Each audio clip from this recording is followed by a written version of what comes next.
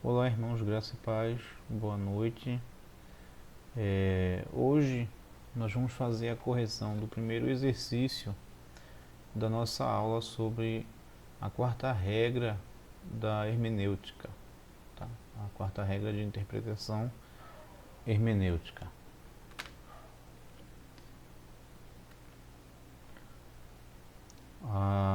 O exercício foi o seguinte, né? Definir o significado da expressão todo aquele que é nascido de Deus não pratica o pecado, ele não pode estar no pecado. 1 João 3,9. Então, à luz do propósito do texto em questão, carta e sua relação com o propósito da Escritura, né?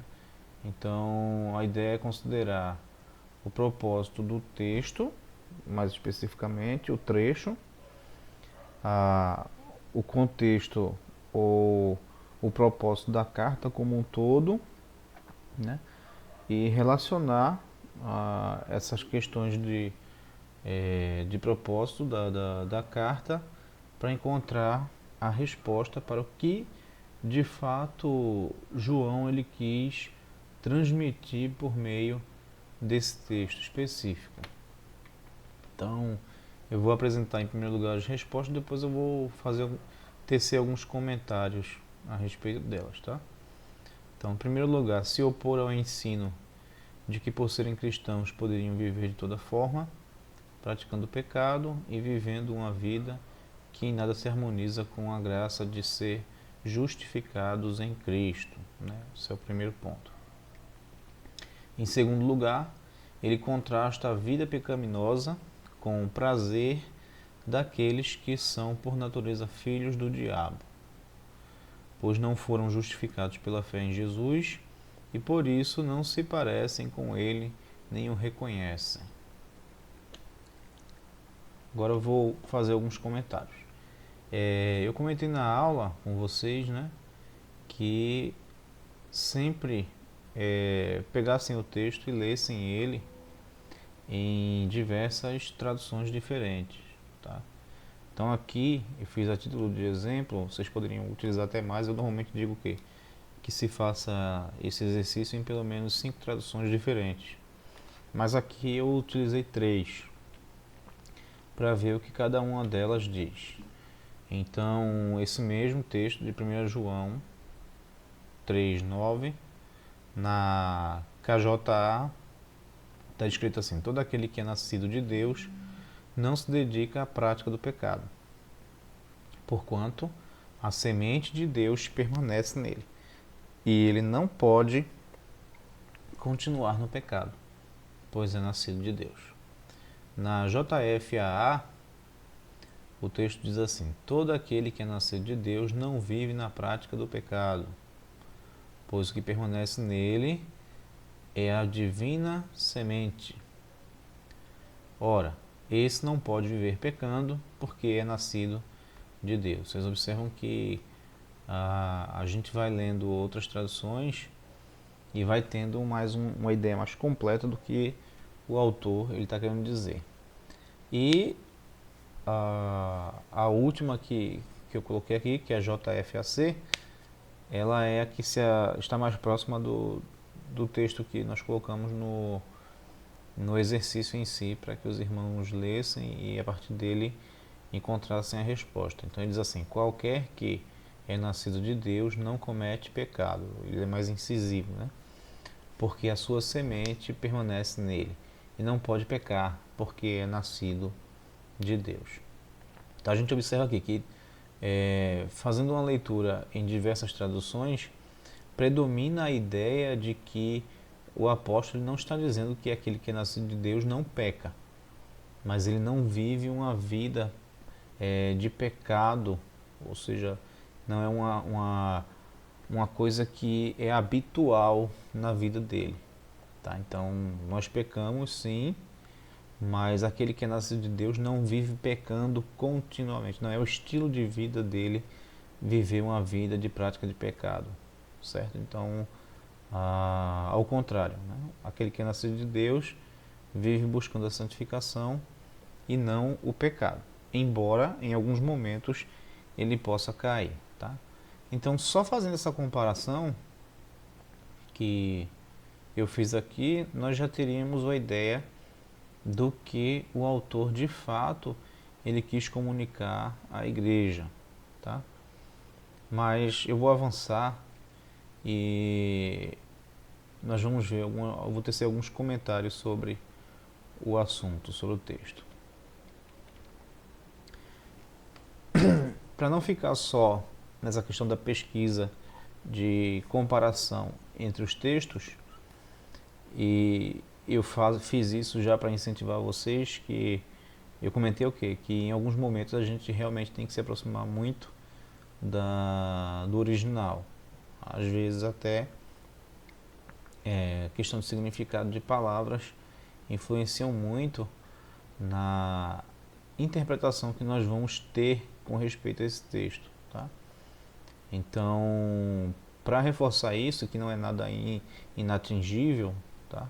Como eu disse a vocês, nós temos recursos, não é necessário você falar grego, hebraico para chegar a uma conclusão, uma interpretação que seja lógica e fidedigna ao texto, mas nós temos recursos de eruditos que se debruçaram sobre o assunto e que comunicam essas informações em suas obras, tá?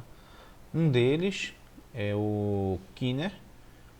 Ele tem um comentário do Novo Testamento, História Cultural, e no comentário dele, na página 838, ele diz o seguinte: muitos comentaristas sugerem que o tempo verbal de pecando, observem que a palavra pecando aqui está na língua portuguesa o que a gente chama de gerúndio.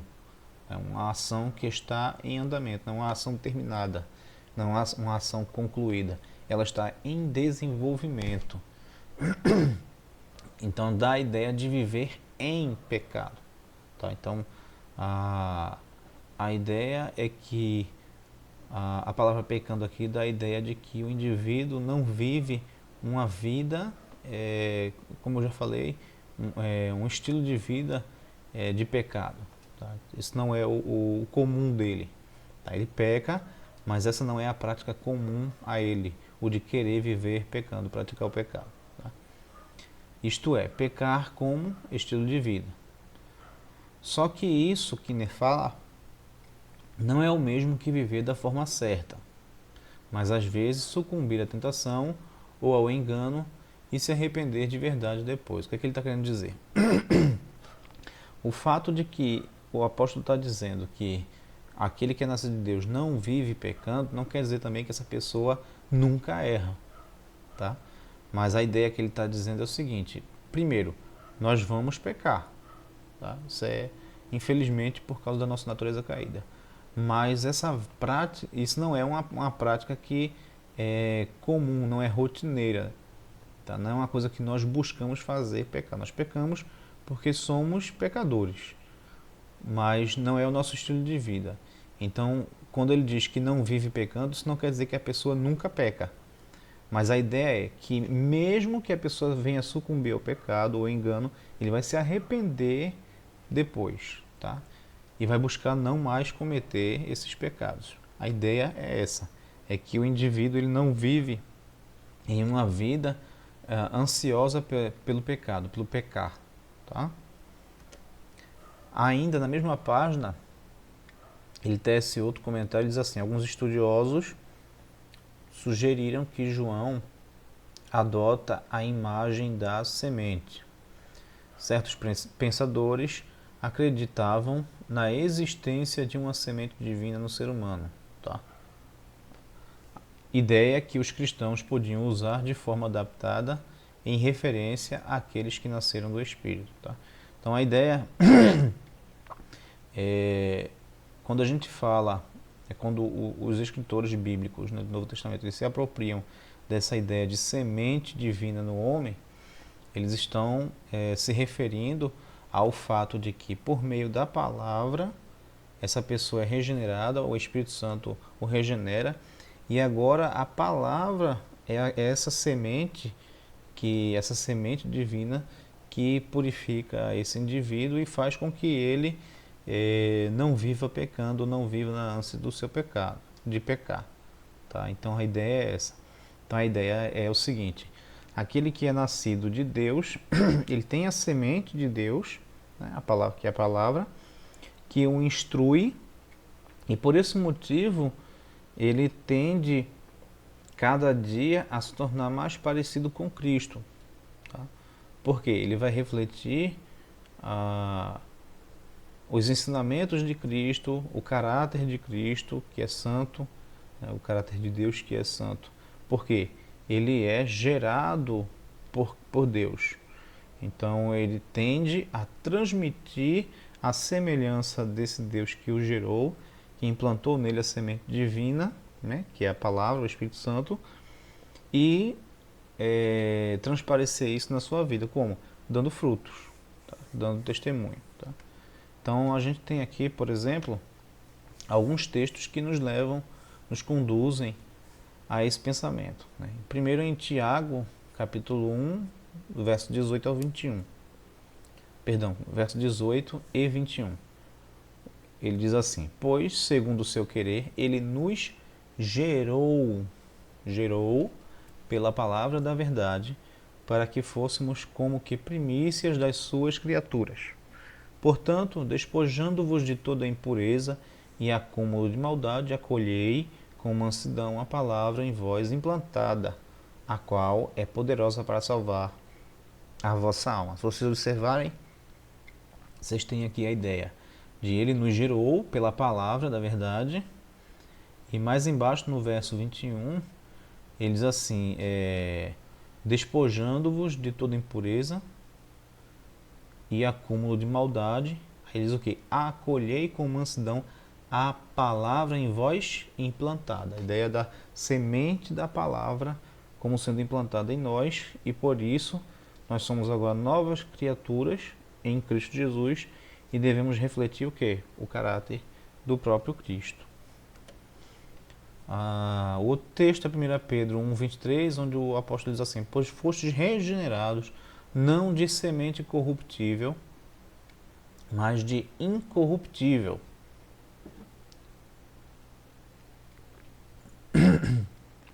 mediante a palavra de Deus, a qual vive e é permanente. Tá? Novamente a ideia de a regeneração. Aí ele fala sobre semente, que não é uma semente corruptível, mas uma semente incorruptível. Mediante o quê? A palavra de Deus. Novamente a ideia de uma semente divina implantada pela sua palavra no ser humano. Né? Nós somos regenerados e a palavra de Deus habita em nós. E isso deve produzir o quê? Deve produzir mudança de vida, mudança de hábitos, e não uma busca incessante pelo pecado. Concluímos que João procura defender a fé cristã dos ensinos heréticos de um proto-gnosticismo. Eu vou explicar o que é isso. Primeiro, né, ele combate o dualismo entre a matéria má e o espírito bom. Esse ensino leva a dois erros graves. Tá? A ideia do gnosticismo. O gnosticismo, né, vem do gnosis, que é conhecer, e a ideia é que esse pessoal, né, é um ramo herético do cristianismo. Então eles diziam ter acesso a um conhecimento que ninguém mais tinha, e só os iniciados nessa seita é que podiam possuir esse tipo de conhecimento. Tá? Então esse dualismo entre a matéria, que é uma má interpretação até da filosofia de Platão, né, que Platão defendia a ideia de um mundo material e um mundo imaterial que era perfeito. Então, o que é que se faz? Criou-se um dualismo onde a matéria é má e o espírito é bom. Tá? Então, esse ensino ele leva a dois erros graves. Tá? O primeiro, o espírito está preso ao corpo. Então, por esse motivo, o corpo deve ser destruído para que a alma seja libertada. Se comete todo tipo de pecado, pois, segundo eles, o espírito não seria afetado. Então, na medida em que o corpo é destruído, o espírito ele é liberto, tá, da prisão, que é o corpo, que por natureza é mal, não presta, e então a destruição do corpo é um benefício, seria um benefício ao espírito, tá? Então isso traria um incentivo a uma vida de libertinagem, tá? Sem moderação e de autodestruição do corpo humano, né? Alguns vão partir de uma posição, segundo posicionamento, alguns vão partir de uma posição ascética. Eu vou explicar o que é. Entendendo que tudo é mal e que certas práticas devem levar o corpo a sofrer por meio da abnegação. Então, se no primeiro estágio, né, ou a primeira concepção, traz a ideia que se deve se entregar o corpo às mazelas da vida, né, os prazeres, e que o corpo sendo destruído, a libertação do espírito, a segunda posição vai dizer que ou conduzir a um legalismo, tá? De autoabnegação de certas coisas, né? Muitas delas muito fúteis, porque a ideia é mortificar o corpo para que o espírito seja beneficiado por isso, tá? Então a ideia de não coma isso, não beba isso, os irmãos podem conferir isso no texto de Colossenses, capítulo 2, 21 ao 23, tá? Então esse tipo de legalismo que tem, possa-se dizer que tem uma ligação muito forte com o legalismo judaico, né? A ideia, o que o apóstolo fala, tanto João quanto o próprio apóstolo Paulo, o que eles falam nesses textos, aqui em Colossenses especificamente, tem muito a ver com não coma isso, não beba isso, essa questão de dietas alimentares, né? Então é uma forma que eles utilizavam de mortificar o corpo para beneficiar o espírito, tá? Então são dois extremos. Um vai ao extremo de achar que o corpo tem que ser destruído por meio de entregar-se a todo tipo de prazeres e vontades carnais. E o outro negando ao corpo até o básico, né, a alimentação, para mortificar o corpo e libertar o espírito.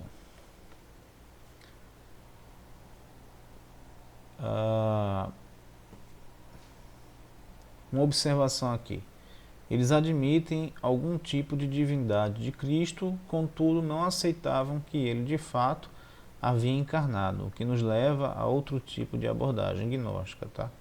Então eles até admitiam a divindade de Cristo, tá, em algum estágio, mas pelo fato do corpo, né, a carne ser má por natureza, então eles diziam que havia uma incompatibilidade entre o ser divino e habitar um corpo humano. Então isso levou também a mais heresia, né?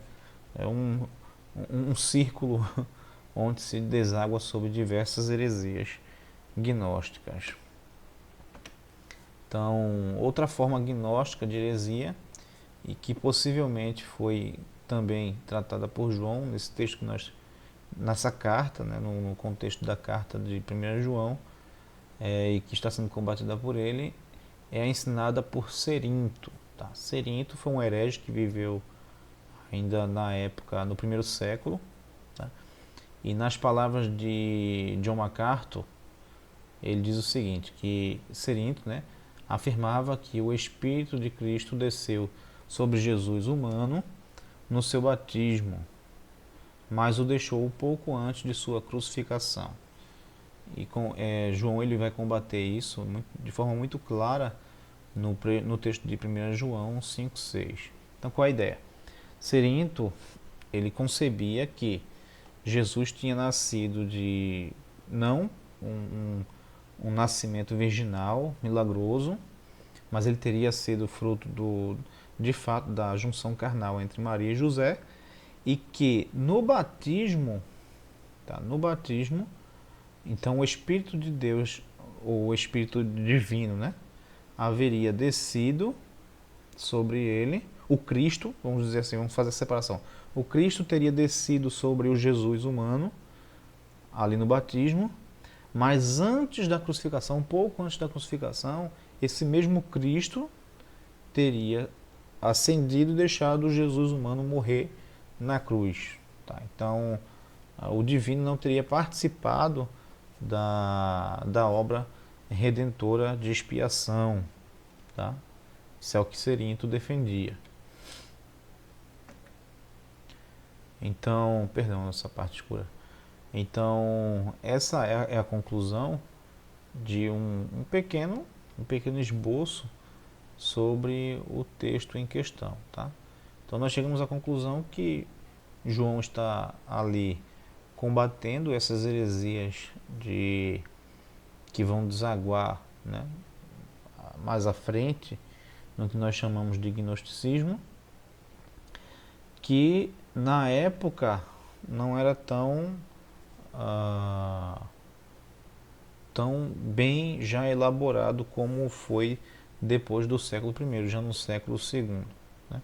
Então ali nós temos um proto-gnosticismo, a ideia de um gnosticismo em desenvolvimento, chegando ainda à maturidade. Né? Alguns vão dizer que o gnosticismo durou cerca de 150 anos. Tá? Então, a partir da segunda metade do ano 100, começa a se desenvolver uma ideia de gnosticismo e percorre até o século II, né? Finalizando em cerca de 150 anos de vida, de existência da heresia gnóstica. Tá?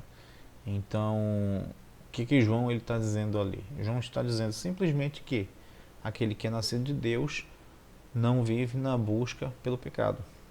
Ele infelizmente peca, mas esse pecado dele não é um pecado com o qual ele se alegra com isso. Ele não vive pecando continuamente, não vive na busca contínua do pecado. Tá? Deus os abençoe. Espero que vocês tenham encontrado a mesma resposta, mesmo sem pesquisar, talvez sem pesquisar material extra-bíblico. Tá? E até a próxima aula.